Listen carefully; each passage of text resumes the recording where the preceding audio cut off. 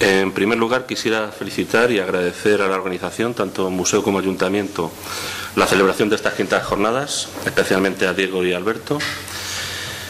También quisiera felicitar a los ponentes de hoy por sus intervenciones, también a los de las dos jornadas precedentes y a los que están por venir, porque seguro que su trabajo bien lo merece. También quisiera hacer una mención especial a José Manuel Mendoza, archivero municipal, por su siempre inestimable colaboración, y finalmente agradecer a todos ustedes su presencia.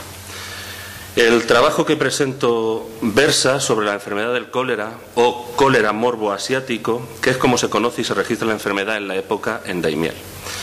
Debemos tener en cuenta que solo en España se calcula que los 4 principales episodios producidos en el siglo XIX, con fecha el primero de 1833-1834, el segundo 1854-1855, el tercero en el año 1865 y el cuarto en el año 1885, provocaron la muerte de unas 800.000 personas en España.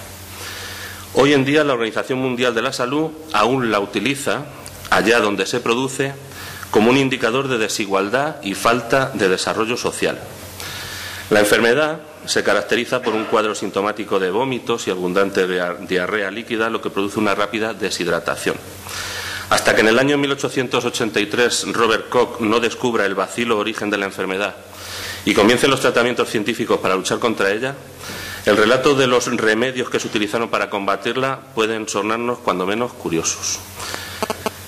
Se tomaba té, había recetas a base de alcanfor y vino, se tomaba flor de azufre, carbón pulverizado, había fogatas para purificar el aire, sangrías, lavativas, etc. Son varias las condiciones para la expansión del cólera en el siglo XIX.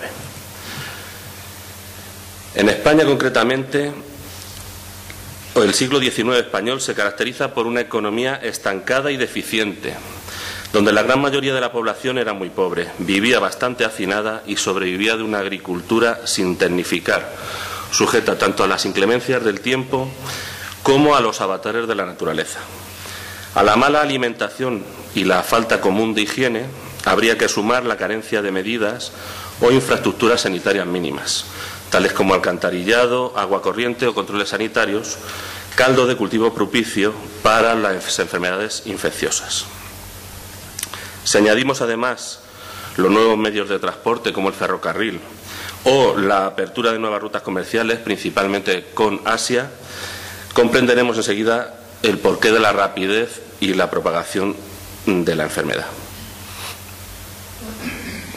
Enrique Jiménez Villalta, en su libro Epidemias y Salud, Ciudad Real, del cólera de 1833 a la gripe de 1918, señala que las epidemias del siglo XIX ponen en evidencia la fragilidad de un sistema sanitario incapaz de enfrentarse a los peligros que acechan a la población. Daimiel se encuentra sujeta a todas estas circunstancias antes mencionadas, aunque con sus propias particularidades. Las que yo voy a destacar, en primer lugar, pero hablaré un poco más adelante, es que afortunadamente, dentro de su impacto, Daimiel solo sufre con gran fuerza el azote del cólera en un brote producido en 1855. La segunda circunstancia, que es la que voy a detallar a continuación, es que la evolución local en la mejora de la higiene y salud prácticamente coincide con los momentos en que la enfermedad está más presente en la península, para lo que he seguido principalmente el relato recogido en las actas de pleno municipales. Quiero destacar el avance de la salud pública en Daimiel a través de 3 medidas principales. La primera, de la que ya comentó algo en su ponencia el viernes Mariano García Consuegra, el traslado del cementerio desde el centro de la población a sus afueras que se llega a calificar como una de las medidas administrativas más importantes del siglo XIX, que quedará para la posteridad como uno de los logros en el perfeccionamiento de las medidas higiénicas y en la lucha contra las enfermedades. Daimiel, sin ser una población pionera en el establecimiento de estos cementerios, empieza a contar con enterramientos exclusivamente en un cementerio común para toda la villa desde junio de 1832. Para ello se elige el camposanto de Santa Ana, que apenas había sido usado desde que fuera elegido como camposanto común en la villa en el año 1809. La segunda medida, la construcción de un nuevo hospital.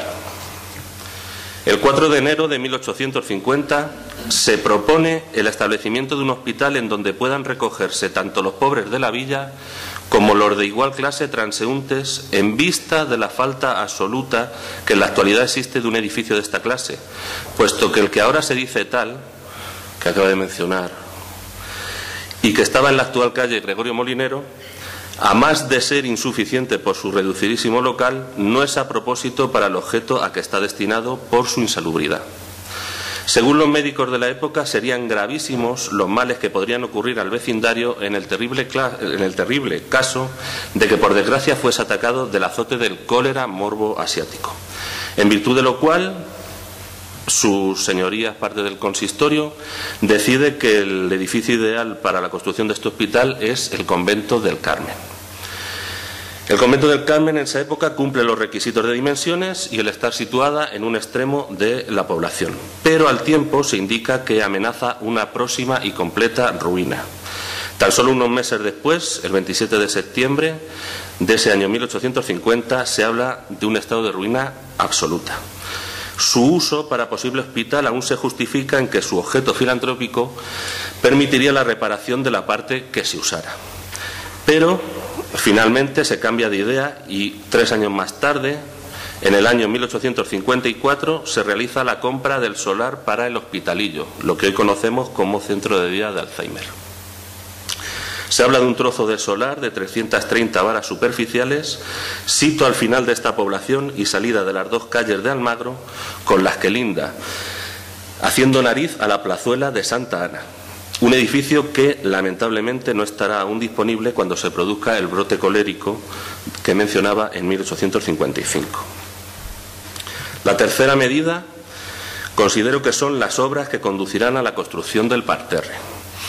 El 19 de marzo de 1887, el alcalde da cuenta a la corporación de que, excitado por gran número de vecinos de la localidad, casi todos mayores contribuyentes, para que se acometa la mejora hace tantos años concebida de derribar la manzana que ocupan las casas números 2 y 4 de la calle de la Tercia, la calle hoy Obispo Quesada, conocida una de ellas por ser el convento de las Franciscas, y construir en el centro de este solar un espacioso y magnífico paseo, lo cual contribuiría no solo al saneamiento de toda esa parte de la población, que por sus condiciones insalubres, ya por la humedad, ya por la falta de ventilación, tanto perjudica la higiene pública, principalmente en tiempos de epidemia.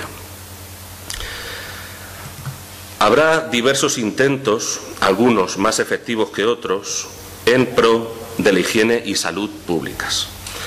Las distintas leyes sanitarias de mediados del siglo XIX, tanto la de 1847 como la de 1855, establecen una dotación económica de las diferentes instituciones para que haya asistencia sanitaria a la población más pobre. Así, el 15 de marzo de 1850 aparecen en el presupuesto municipal de Daimiel 2 médicos y un cirujano.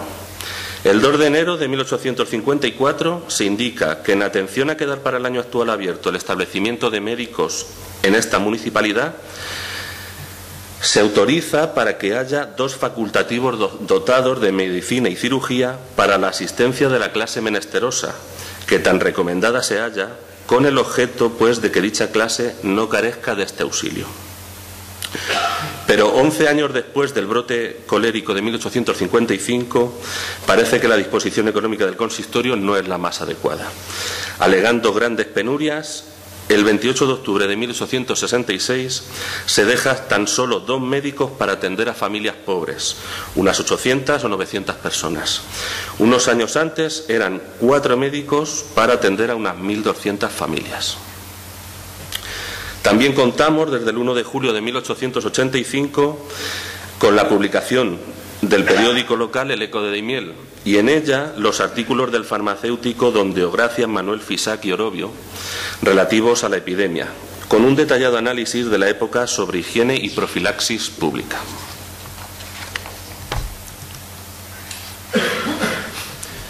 El cuidado de los espacios públicos, principalmente calles y plazas, es constante, aunque ineficiente, durante todo el siglo. Como ejemplo, el 23 de abril de 1849 se comenta el impulso a las mejoras locales empezadas el año anterior. Se considera urgentísimo el desagüe y empedrado en plazas y calles que no lo estén, ya por el grado de cultura del vecindario y ya también con el fin de disminuir en su caso los estragos del cólera morbo asiático, atendiendo también a que no se cuenta en el día con fondos para cubrir tan perentorias atenciones. Hacia 1865 se detalla en el entorno de las calles Jabonería y Juan Pobre, hoy calle Sagunto, que las aguas que recogían forman unos pantanos que perjudican con los fétidos olores a los vecinos inmediatos y que por lo tanto era de sumo interés la citada extracción o salida, pues de lo contrario llegaría al caso de atacar a la higiene pública. Se hacen una serie de actuaciones cuya solución al final es establecer allí un barranco. Casos parecidos se detallan con el barranco de Santa María, en La Hoya e incluso en la Plaza.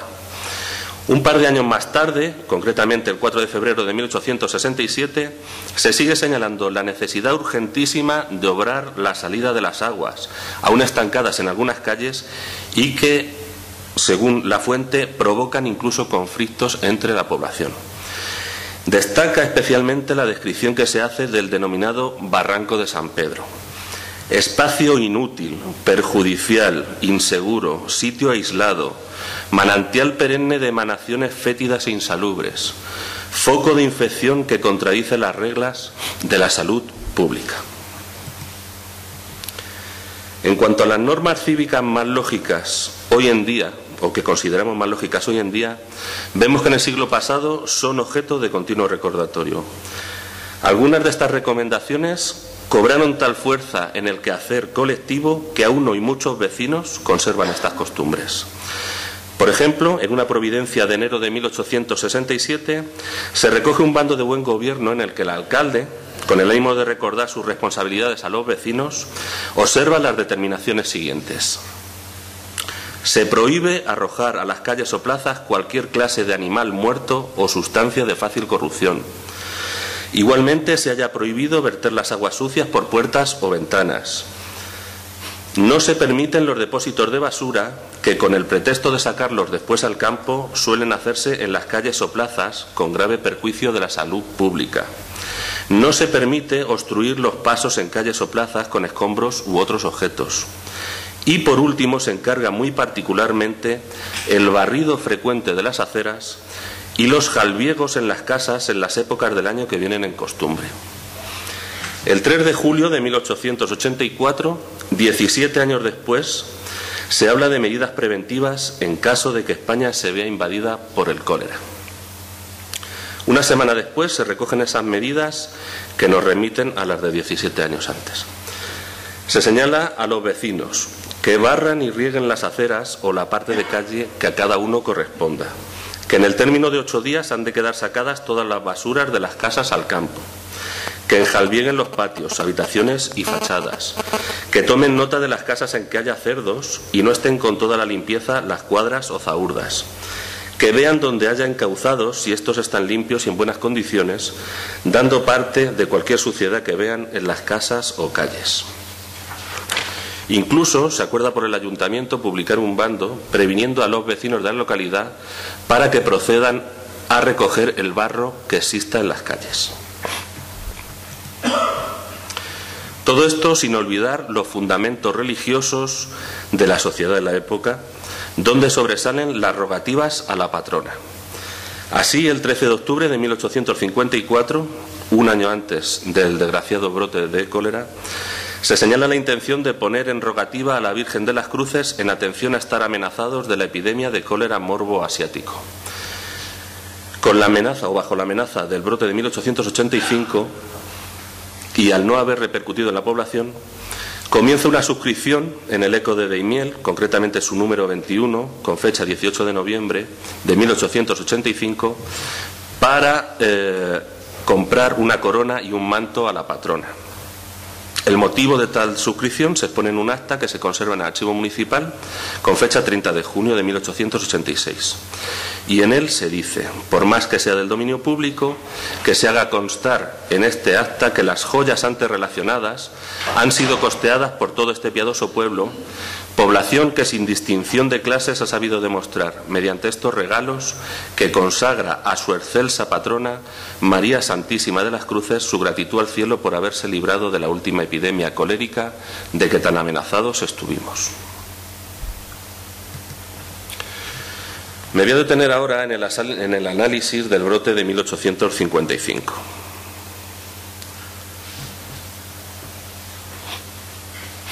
Disculpen.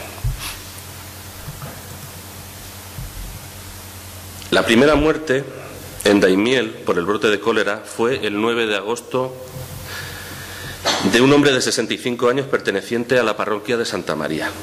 La última en esa misma parroquia es la de una niña de 10 años el sábado 27 de octubre. Mientras, la primera muerte en la parroquia de San Pedro es la registrada en el libro cuarto de defunciones de párvulos del 13 de agosto de una niña de 4 años y medio. Y la última en esta parroquia de San Pedro es la de otra muchacha de 12 años el 26 de octubre.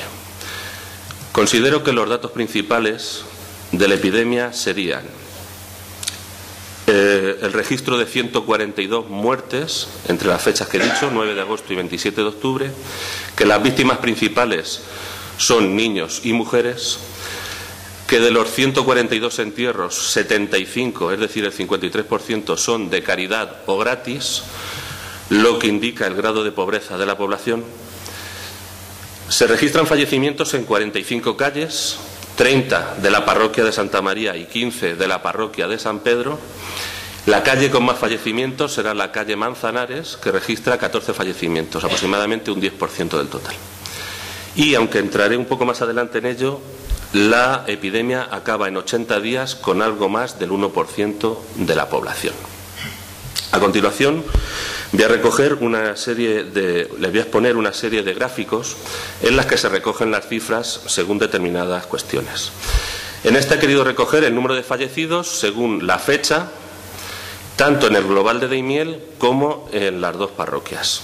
Si nos fijamos en Daimiel, vemos que hay 59 fallecidos en agosto, 58 en septiembre, prácticamente unas cifras similares, y ya los métodos que se usan para rebajar su incidencia tienen efecto en octubre, en la que hay una cifra de 25 fallecidos. En total, 142 fallecidos.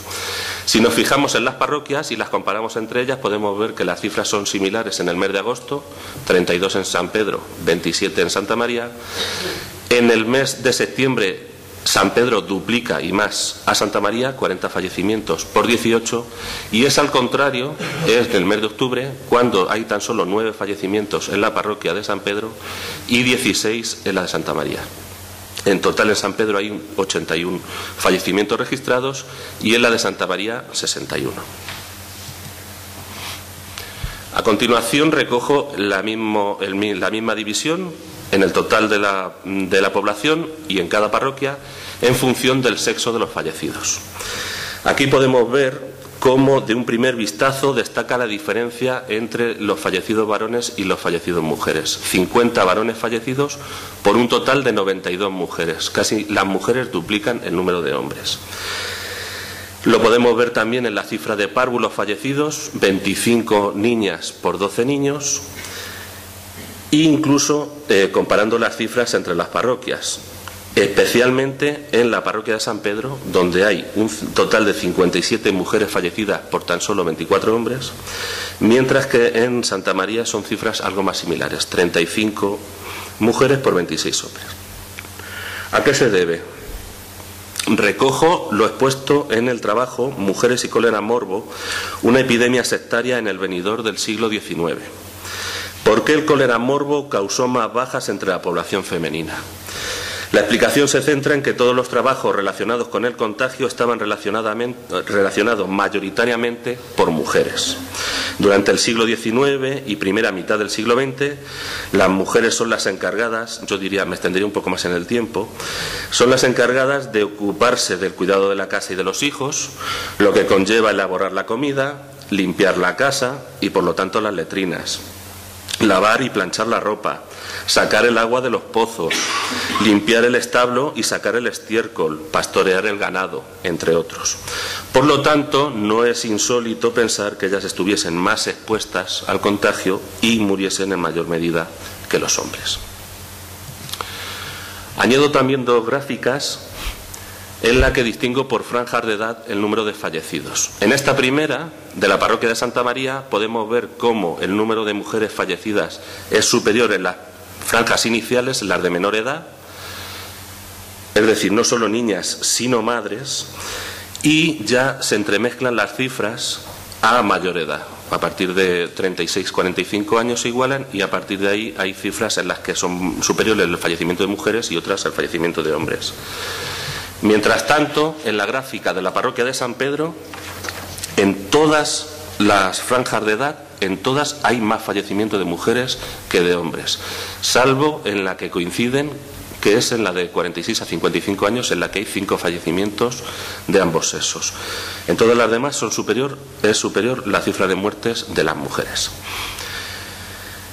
Además, si nos fijáramos, en ambas parroquias la franja con mayor número de muertes es la de los menores de 5 años y, curiosamente, a mí me ha llamado la atención, la franja en que coinciden sin fallecimientos es en la de los varones entre 16 y 25 años.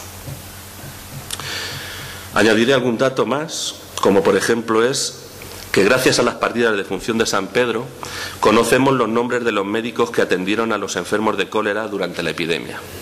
Estos fueron don Francisco González Conde, don Clemente de Olozaga, don Juan Peñuelas, don Pedro Corbi, don Antonio del Riego y don Tomás Cervera. En cuanto a los fallecidos con parentesco entre sí, he localizado 5 matrimonios donde destaca, especialmente por su gravedad, el caso de un matrimonio en la calle de Don Pedro y calle General Espartero, en la que muere la pareja y sus 2 hijos. Les traigo también un plano urbano del cólera en la villa de Daimiel en 1855. He querido destacar con un trazo negro grueso las calles en las que se registran estos fallecimientos. Y no sé si lo verán muy bien, pero sí que se registra que en las calles donde se producen estos fallecimientos son más bien exteriores y, salvo algún caso excepcional, las calles interiores de la población no registran estos fallecimientos. No sé si las funciones del cordón sanitario, las medidas higiénicas de ese tipo de casas interiores a las casas de pobres, a lo mejor más en este radio, no lo sé, pero en principio choca esa distinción. Demográficamente hablando, es difícil determinar la población que tendría Daimiel ya no en los meses del brote de cólera, sino en ese año concreto de 1855. En virtud de los datos del Instituto Nacional de Estadística, el censo de población de 1857 refleja una cifra de 12.505 habitantes para Daimiel, siendo la población más poblada de la provincia de Ciudad Real.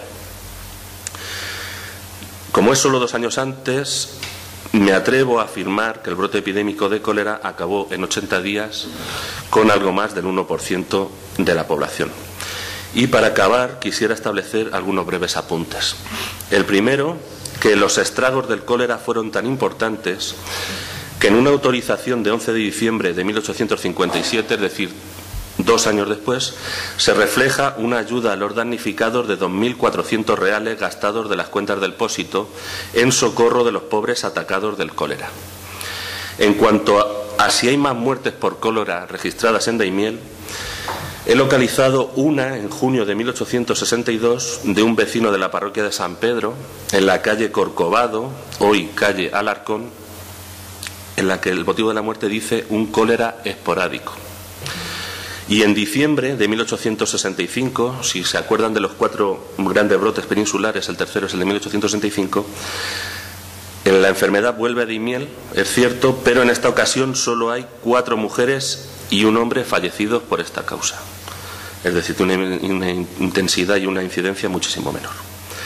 Lo que queda claro es que las condiciones de vida de la población, los tipos de vivienda, las formas de abastecimiento de agua, la alimentación, la infraestructura sanitaria y las prácticas higiénicas de la sociedad nacional, provincial y local del siglo XIX demostraron la escasa capacidad de respuesta que había para enfrentarse a este tipo de epidemias.